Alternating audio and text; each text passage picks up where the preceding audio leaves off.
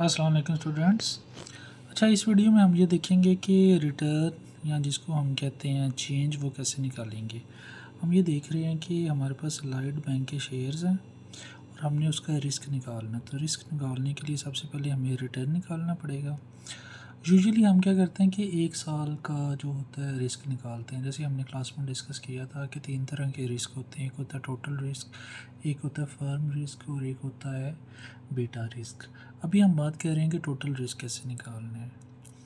अच्छा, इसको सबसे पहले हम ये निकालेंगे, इसके बाद हम ये देखेंगे कि बीटा रिस्क और फर्म रिस्क कैसे निकालना है। कैलकुलेट करने के लिए सबसे पहले हमें रिटर्न्स निकालने पड़ेंगे कंपनी के।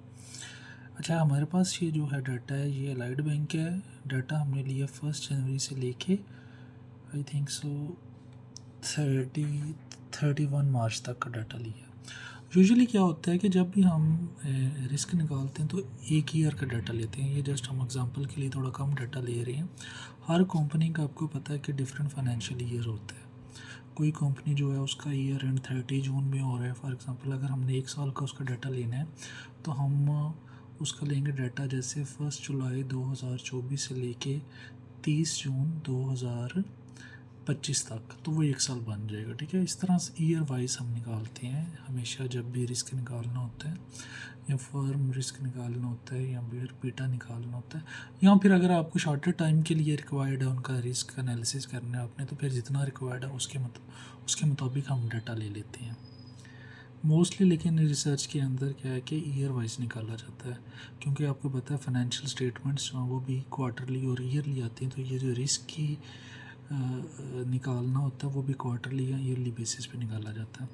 अच्छा, अब हम क्या करेंगे कि हमने देखें डाटा ले लिया है, क्लोजिंग प्राइसेस लेनी है हमने स्टॉक्स की। हमारे पास लाइट बैंक का स्टॉक है, इसकी क्लोजिंग प्राइसेस ले लिया।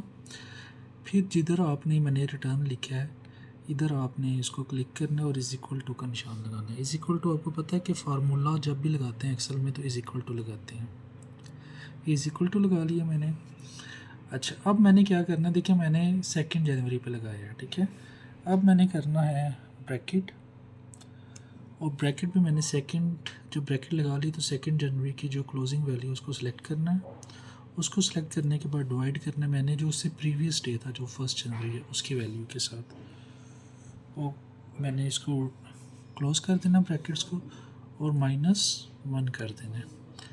ये करने के बाद मैंने फार्मूला एंटर करना तो ये मेरा रिटर्न आ गया। अब अगर मैं इस फार्मूले को ड्रैग करूँगा तो जितनी भी वैल्यूज़ हैं उनके लिहाज से डेली रिटर्न आ जाएगा मेरे पास। ठीक है, ये देखें डेली रिटर्न आ गया मेरे पास। अब ये तो एक स्टेप है। डेली रिटर्न जब आप निकाल लेंगे तो फिर इस डेली रिटर्न का आपने स्टैंडर्ड डेविएशन निकालना है। जब आप इसका स्टैंडर्ड डेविएशन निकालेंगे तो जो स्टैंडर्ड डेविएशन का फिगर है वो बेसिकली आपका टोटल रिस्क होगा। स्टैंडर्ड डेविएशन कैसे निकालना है, इधर आप एंड पे आ जाएं, इज इक्वल टू का निशान लगाएं। इज इक्वल टू का निशान लगाने के बाद आप फार्मूलाज में गए, फार्मूलाज में ऑटो सम मोर फंक्शंस में चले जाएं और इधर आप ये स्टैंडर्ड डेविएशन जो है इसको सिलेक्ट कर लें। इसको सिलेक्ट करने के बाद आपने क्या करना है कि जितनी भी आपकी वैल्यूज़ हैं उन सबको आपने सेलेक्ट कर लेना है। देखिए ये मेरे पास डायलॉग है स्टैंडर्ड डेविएशन का। इधर जो नंबर 1 लिखा हुआ है इसके अंदर हमने वैल्यू सेलेक्ट करनी है जिनका हमने स्टैंडर्ड डेविएशन निकालना है। ये रिटर्न वाली जितनी भी वैल्यूज़ हैं इनको स्टार्ट से लेके एंड तक मैं सेलेक्ट कर लूँगा।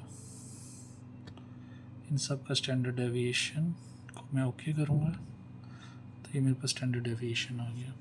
अच्छा, ये आया 0.042। देखिए कोई भी जो चीज़ होती है जो पॉइंट्स में होती है उसको जब परसेंटेज में कन्वर्ट करना हो तो उसको 100 से मल्टीप्लाई करते हैं। इन अदर वर्ड्स आप ये कह सकते हैं कि 0.042 इज़ इक्वल टू 4.24%।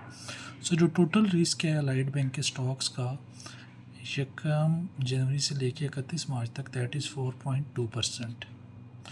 ये वैल्यू आपने कैलकुलेट कर ली है। अब हमने इसी तरह से रिटर्न निकालना है